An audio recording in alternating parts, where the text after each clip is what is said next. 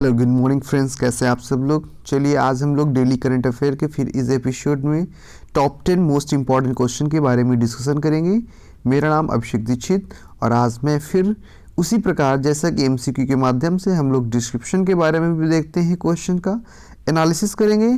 तो चलिए बिना देरी करते हुए यहाँ पर हम लोग बात करते हैं आज के पहले प्रश्न की ओर, जो काफ़ी महत्वपूर्ण है और कहीं ना कहीं चर्चा में काफ़ी रहा, इसलिए इस क्वेश्चन को मैंने बनाने का सोचा।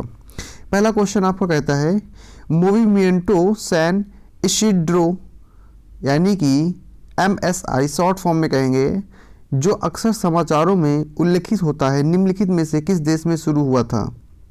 Actually this is a movement, ये एक आंदोलन है जो किसी देश में शुरू किया गया है, तो नाम उसी देश के अनुसार, उसकी भाषा के अनुसार ऐसा आपको वर्णित होता है। मूवमेंटो सैन इसिड्रो। आपके पास ऑप्शंस हैं Cuba, Brazil, France and Portuguese. ये चार ऑप्शन है, इसका सही जवाब है क्यूबा, यानी कि A is a right answer. चलिए तो इसके बारे में थोड़ा सा देखते हैं क्या है और किस प्रकार का ये आंदोलन है और कैसी प्रक्रिया है। क्यूबा में 6 दशकों से अधिक समय से एक सत्तावादी कम्युनिस्ट शासन के तहत कलाकारों और कार्यकर्ताओं द्वारा अभिव्यक्ति की अधिक स्वतंत्रता की मांग करने वाले एक अभियान तेजी से सुर्खियों में आ रहा है। और जो मूवमेंट वही है जिसका कलात्मक कार्यों की राज्य द्वारा सेंसरशिप का विरोध करने के लिए 2 साल पहले शुरू किया गया था। यह अब क्यूबा से असंतुष्ट के लिए एक मंच बन गया है, यानी कि जो असंतुष्ट लोग हैं वो इस पे सम्मिलित होते चले जा रहे हैं। सितंबर 2018 में आंदोलन शुरू हुआ जब क्यूबा सरकार ने डिक्री 349 को लागू करना चाहता था। चलिए, यह एक ऐसा कानून है जो राष्ट्र के संस्कृति मंत्रालय को उन सांस्कृतिक गतिविधियों को प्रतिबंधित करने के लिए शक्तियां देता है जिन गतिविधियों को मंत्रालय ने मंजूरी नहीं दी है। तो इस प्रकार कहीं ना कहीं ये एक आंदोलन है जो क्यूबा में आपका काफ़ी चर्चा में है, इसलिए मैंने सोचा क्यों ना इसके बारे में डिस्कस कर ले। नेक्स्ट क्वेश्चन बात करते हैं। अगला क्वेश्चन हमारा है, निम्नलिखित में से कौन संभवतः हाल के वर्षों में वे शायद एकमात्र ऐसे विद्वान थे जो उडुपी के अष्टमठों की पांडुलिपियों को जानते थे, जिसके लिए उन्हें पांडुलिपियों का विश्वकोश कहा जाता था। अब आपके पास ऑप्शंस हैं विद्या वाचस्पति बनंजय गोविंदाचार्य जी। सेकंड ऑप्शन है आपके पास Vishnu Narayanan Namboodiri and K Sachidanandan, V Madhusudanan Nair. And the right answer is that A Vidya Vachaspati Bannanje Govindacharya ji. चलिए इनके बारे में, क्योंकि इनको पद्मश्री भी अवार्ड मिल चुका है, साहित्य अकादमी पुरस्कार भी मिल चुका है, तो कहीं ना कहीं काफ़ी महत्वपूर्ण व्यक्ति हैं। संस्कृत और कन्नड़ विद्वान विद्या वाचस्पति धनंजय गोविंदाचार्य उम्र से संबंधित बीमारियों के कारण निधन हुआ। उनकी आयु 84 वर्ष की थी। धनंजय गोविंदाचार्य 1936 से 2020 संस्कृत विद्वान थे। इन्हें वेद भाष्य, उपनिषद भाष्य, महाभारत पुराण और महाभारत का अच्छा ज्ञान था। उन्होंने वेद सूक्तों, उपनिषदों में काफ़ी अच्छी टिप्पणियां भी अपनी लिख रखी हैं। उन्होंने संस्कृत में 100 से अधिक पुस्तकों और 4000 पृष्ठों का लेखन के अलावा, ये बहुत ही बड़ा एक तरह से माना जा सकता है साहित्य में इनका योगदान है। 100 से अधिक पुस्तकें बहुत बड़ी चीज़ है लिखना। माधव दर्शन पर व्यापक शोध किया था। हाल ही के वर्षों में शायद एकमात्र ऐसे विद्वान थे जो उडुपी के अष्टमठों की पांडुलिपियों को जानते थे, जिनके लिए उन्हें पांडुलिपियों का विश्वकोश कहा जाता था। मान्यता और सम्मान, उन्हें 2009 में पद्मश्री, भारत का चौथा सर्वोच्च नागरिक सम्मान से सम्मानित किया गया। इन्हें वैदिक साहित्य और दर्शन में उनकी सराहनीय सेवा और विद्वता के लिए कर्नाटक सरकार द्वारा राज्य पुरस्कार से सम्मानित किया गया था। इन्हें 2001 में अनुवाद के लिए साहित्य अकादमी पुरस्कार भी मिला था।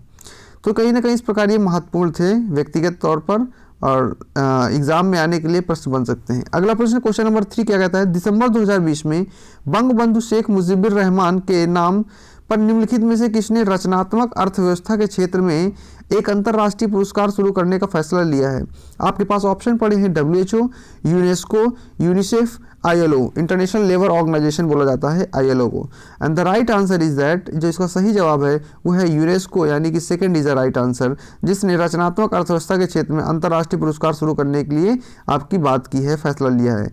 यूनेस्को ने देशबंधु शेख मुजीबुर रहमान के नाम पर रचनात्मक अर्थव्यवस्था के क्षेत्र में एक अंतर्राष्ट्रीय पुरस्कार शुरू करने का निर्णय लिया है। नवंबर 2021 में युवाओं की वैश्विक आर्थिक पहल के लिए $50,000 का पुरस्कार 2 वर्ष में एक बार दिया जाएगा। बंगबंधु शेख मुजीबुर रहमान बांग्लादेश के पहले राष्ट्रपति थे और बाद में 1971 से 1975 तक प्रधानमंत्री के रूप में कार्य किया। यूनेस्को का मुख्यालय पेरिस में जो फ्रांस पर स्थित है, सबको पता है। अगला क्वेश्चन आपका चौथा और अच्छा क्वेश्चन है, स्वाधीनता सड़क भारत और निम्न में से किस देश के बीच में है? यानी कि स्वाधीनता जो सड़क है ये किस देश में भारत के साथ आपकी है? तो राइट आंसर है इसका Bangladesh. Bangladesh is a correct option. चलिए थोड़ा सा इनके बारे में देख लेते हैं। बांग्लादेश के विदेश मंत्री ने कहा कि बांग्लादेश और भारत के बीच में स्वाधीनता सड़क अगले साल 26 मार्च को खोला जाएगा। ये सड़क भारतीय तरफ से कार्यान्वित है, जबकि यह बांग्लादेश में मुजीबनगर मेहरपुर जिले के माध्यम से जुड़ा जाएगा। 1965 तक सक्रिय चिल्हाटी हल्दीबारी रेल लिंक का उद्घाटन 17 दिसंबर 2020 को दोनों प्रधानमंत्रियों के बीच शिखर सम्मेलन के दौरान किया जाएगा। तो ये था आपका स्वाधीनता सड़क के बारे में। अगला प्रश्न आपके सामने ये है, राष्ट्रीय ऊर्जा संरक्षण दिवस हर साल 14 दिसंबर को मनाया जाता है।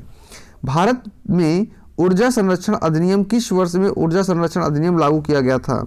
आपके पास ऑप्शन है 1997, 1999, 2001 एंड 2003। जो इसका सही जवाब है वो है तीसरा, 2001 में इसे लागू किया गया था। तो भैया आते हैं जरा सा इसका डिस्क्रिप्शन भी देख लेते हैं। ऊर्जा संरक्षण दिवस हर वर्ष 14 दिसंबर को मनाया जाता है। यह दिन लोगों का ग्लोबल वार्मिंग और जलवायु परिवर्तन के प्रति जागरूक करने का केंद्रित है और ऊर्जा संसाधनों को बचाने की दिशा में प्रयासों को बढ़ावा देता है।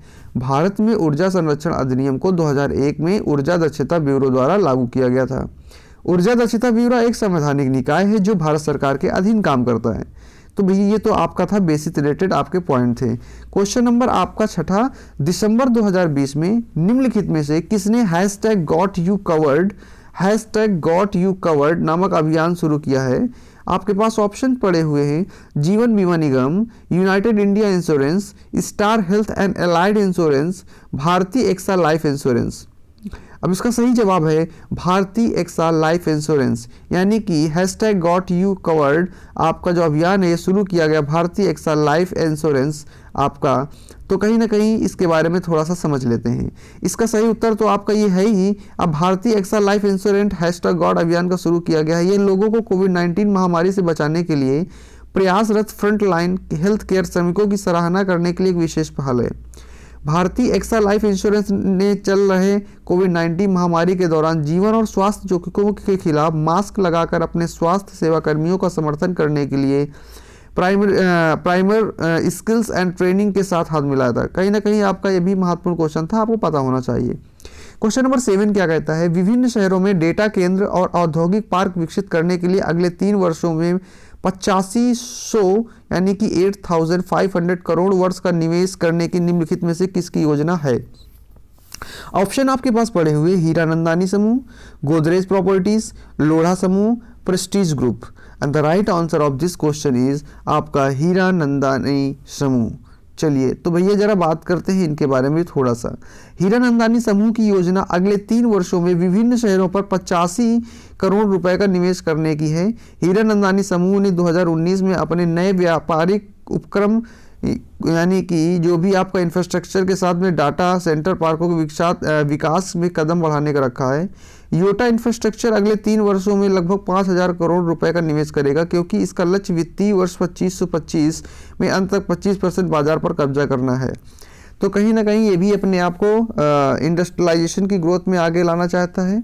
चलिए बात करते हैं अगले प्रश्न की ओर। 8वां प्रश्न, भारतीय दूतावास ने किस शहर में संघाई सहयोग संगठन SCO के लिए विशेष रूप से एक फिल्म श्रृंखला सिनेमा स्कोप लॉन्च की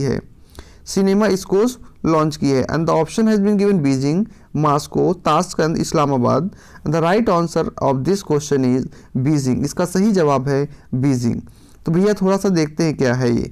बीजिंग में भारतीय दूतावास ने संघाई कोऑपरेशन ऑर्गेनाइजेशन के लिए विशेष रूप से एक फिल्म श्रृंखला सिनेमा स्कोप लॉन्च की है। रूसी में डब की गई 2 दर्जन से अधिक भारतीय फिल्मों को मासिक आधार पर प्रदर्शित किया जाएगा। मूवी स्क्रीनिंग 12 दिसंबर 2020 को 3 इडियट्स के साथ शुरू हुई और 2023 में SCO आपका council of head of state की बैठक में भारत की अध्यक्षता तक जारी रहेगी। तो ये तो इसके बारे में था ब्रीफ इंट्रोडक्शन। चलिए आते हैं बात करते हैं नेक्स्ट क्वेश्चन की ओर। अच्छा क्वेश्चन है, मिनिस्टिका स्वैम्प ट्री फ्रॉग एक दुर्लभ आर्बोरी यानी कि वृक्ष संबंधी स्थानीय प्रजाति है, निम्न में से कहाँ पाई जाती है। आने वाले एग्जाम्स में ये काफ़ी महत्वपूर्ण प्रश्न बन सकता है, इट्स वेरी इंपॉर्टेंट, आपको थोड़ा सा ये रखना है माइंड में। इसका आपके ऑप्शन पड़े हुए पूर्वी घाट, पश्चिमी हिमालय, उत्तर पूर्व हिमालय, पश्चिमी घाट, and the right answer of this question is पश्चिमी घाट, यानी कि D is a right answer.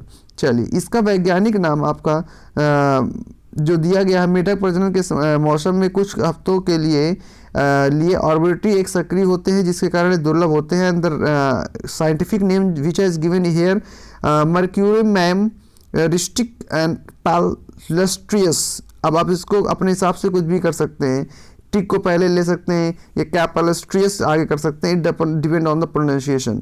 ठीक है, इस मौसम के दौरान नर का एक बड़ा एकत्रीकरण होता है जो पेड़ों की ऊंचाई के नोपियों से निकलता है, आपकी कैनोपी जो बनी होती है आपकी, वो उसके माध्यम से निकलता है। ये अद्वितीय प्रजनन व्यवहार का प्रदर्शन करता है। तो ये कहीं ना कहीं आपका कुछ इंपॉर्टेंट फैक्ट्स से रिलेटेड थे। अगला प्रश्न आपका है, मलेरिया के संदर्भ में निम्नलिखित कथनों पर विचार करें। आपका दिया गया, यह मादा एनाफिलिस मच्छर के काटने से होता है, हो सकता है, और आप सबको पता है कि बिल्कुल सही है, अगर मच्छर खुद मलेरिया परजीवी से संक्रमित है, and that is a right thing.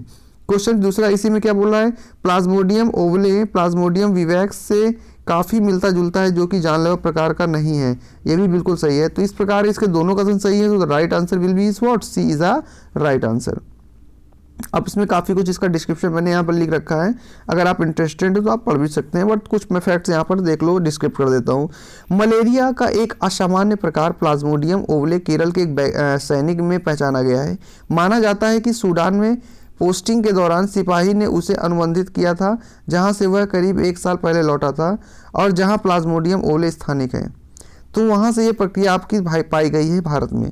Plasmodium ओवले आपके पी ओले शायद ही कभी गंभीर बीमारी का कारण बनता है, और केरल में पाए गए मामले के कारण आपके घबराने की कोई ज़रूरत नहीं है। तो ये आपको कुछ इंपॉर्टेंट फैक्ट्स थे आपके आज के महत्वपूर्ण क्वेश्चन। रिवीजन के लिए हम वापस चलते हैं और तेज़ी के साथ रिवीजन करते हैं। पहला क्वेश्चन आपका था, मूवमेंटो सैन इसिड्रो आपका जो आंदोलन है किस देश से संबंधित है, क्यूबा से संबंधित था।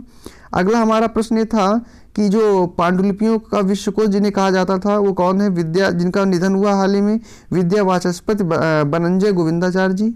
अगला प्रश्न हमारा था, दिसंबर 2020 में बंगबंधु शेख मुजीबुर रहमान के नाम पर रचनात्मक अर्थव्यवस्था का नया पुरस्कार किसने जारी करने का फैसला लिया है, यूनेस्को के द्वारा लिया गया है।